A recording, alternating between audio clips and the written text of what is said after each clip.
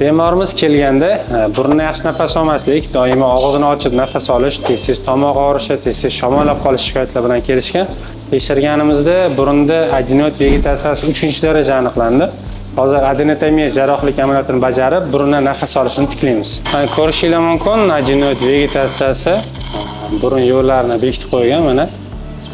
3-daraja. Hozir shuni olib, shever yordamida olamiz va o'rni elektr kabellar bilan kuydirib qo'yib, nafas olishini tiklaymiz.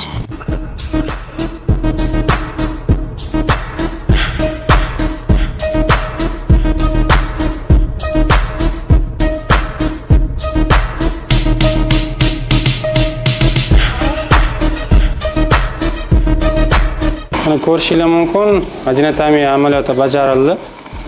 O'rni elektr kabellar bilan kuydirib qo'yildi. Qaytib o'smaslik uchun mana burun yo'li ham bemalol ochildi. Endi bemalol nafas olar bo'ladi. Bolajonimizni adenoiddan xalos etdik. Endi burnidan bemalol erkin nafas oladi. Endi tez-tez shamollash, tez-tez tomoq og'riqlaridan xudo xolasa qutuladi.